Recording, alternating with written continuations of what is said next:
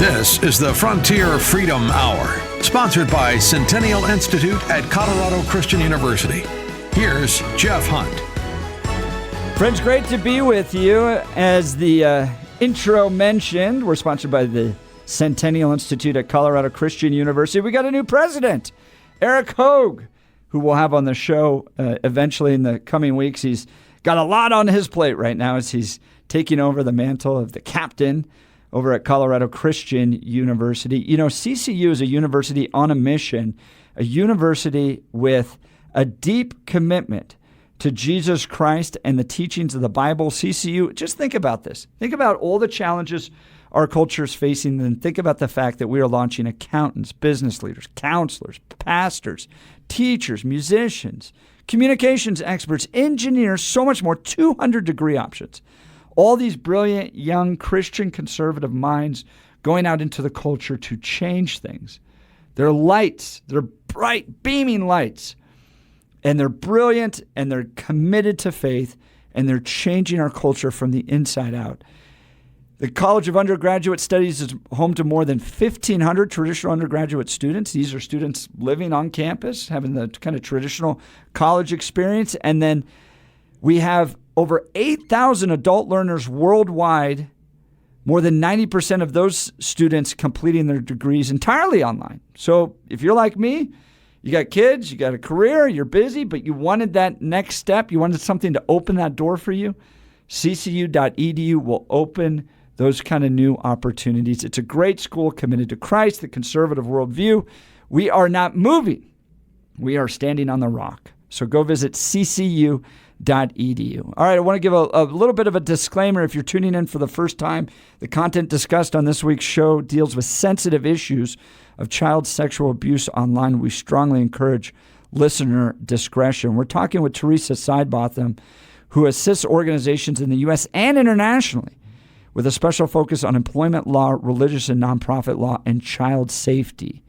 She advises on numerous misconduct investigations. She's the founder of Telios Law. You can go to telioslaw.com to learn more about her. We're talking about the use of AI to generate child pornography and the policy issues around that. Real quick question on this, Theresa. Do you think this is bipartisan?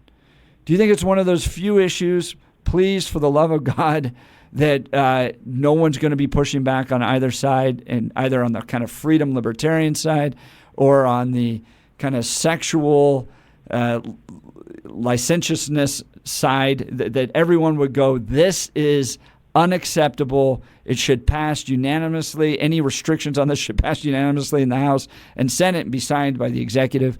Do you get that sense on this issue? I would certainly hope so, Jeff. I mean, everyone cares about their kids, Republican or Democrat, and wants to protect kids. So you know the politics better than I do, but my hunch would be the only groups pushing back would be quite extreme fringe groups that have some kind of sexual agenda themselves. But this should be bipartisan, and the current child sex abuse laws we have are bipartisan.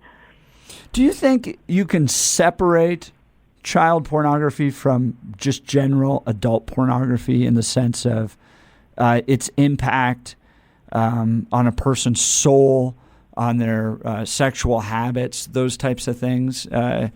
Obviously, there's a legal distinction, right? You're not going to go to prison. Right. But I think those of us that, for consuming adult pornography, but for those of us that care about the human heart, the human soul, and you're seeing conservatives kind of rise up and say, no, there needs to be age restrictions on pornography. A lot of these pornography organizations are deeply harmful to the people involved, but also to the consumer involved.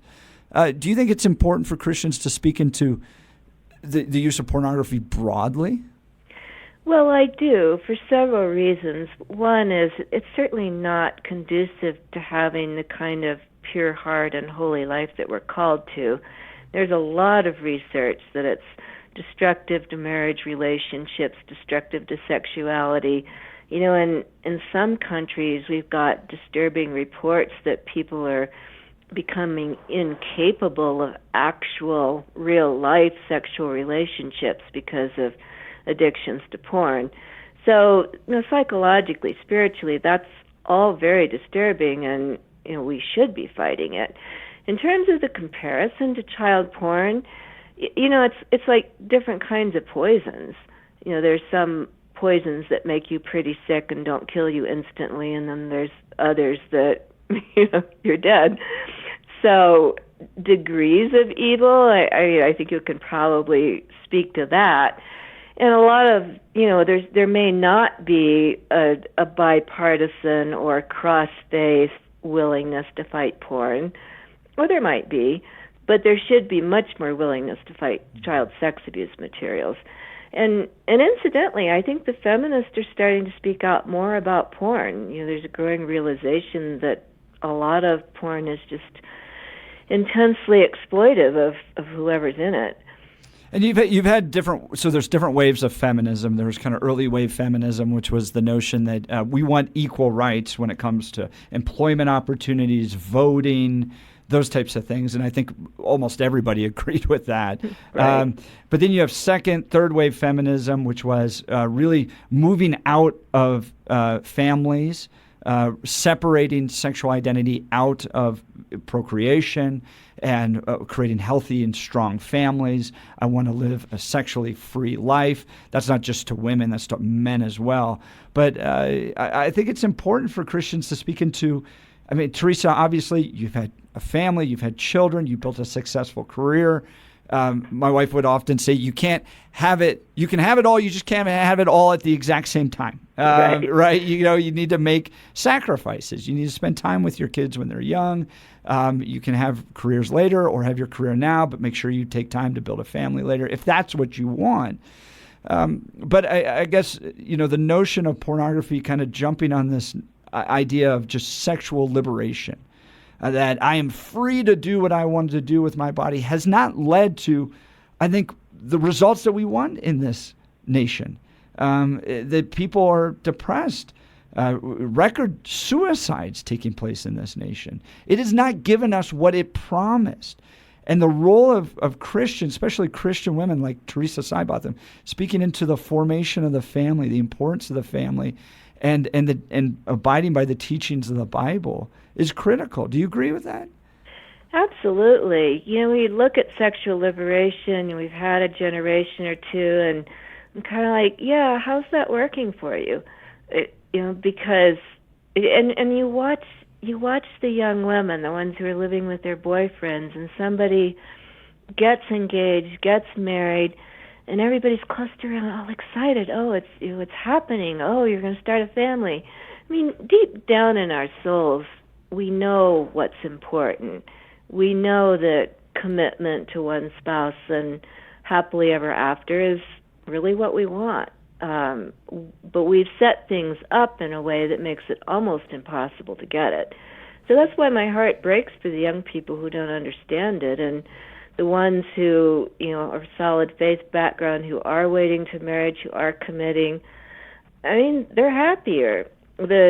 The women in this country, and this is research-based, and you had the sensitivity warning, the women in this country who are most sexually fulfilled are religious women in monogamous relationships. That's right.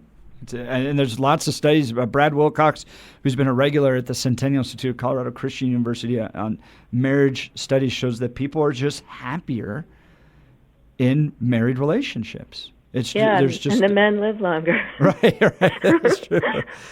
You've worked with a lot of organizations. You've done research into these organizations on sexual issues. In your experience, what are lessons learned that you've pulled out of your research into particularly ministries as they relate to sexual issues? Well, one huge lesson learned, and this is good news for everybody. We've been talking about depressing stuff, but the good news is that child safeguarding actually works. It isn't just, we're going to do this because we can't think of anything better to do. No, it really works. So any ministry, any church, any school, any mission, They need to have policies, screening, prevention, training in place, and they need to keep upgrading that, like every year or two. But the good news is when they get it in place, it actually works, and the incidence of child abuse plummets. And in terms of what we've been talking about, if children and parents get trained at their church or in Christian settings, then they have the knowledge to take into other settings. This is not a topic for today, but child sexual abuse in the public schools is horrendous, and kids need protections there that they're not getting. So parents should be asking their churches and other ministries, what are you doing? So great resources, ecap.net, the Evangelical Council for Abuse Prevention. That's a fantastic resource for ministries and parents alike. Our Telios Law, we do a monthly Telios tip for ministries, and our TeliosTeaches.com, we have child protection training there for ministries. And you can even get a free segment for volunteers on the ECAP website. But ministries can subscribe and do child protection training, sexual harassment training, and other training. And the point of doing this is to honor God. That's right. Caring for people and keeping them safe. That is the gospel. That's not a sideline from the gospel. We're talking with Theresa Sidebotham, who assists organizations in the U.S. and internationally with a special focus on child safety. We're up against a commercial break. We're going to continue this conversation when we come back. You're listening to the Frontier Freedom Hour, sponsored by the Centennial Institute at Colorado Christian University.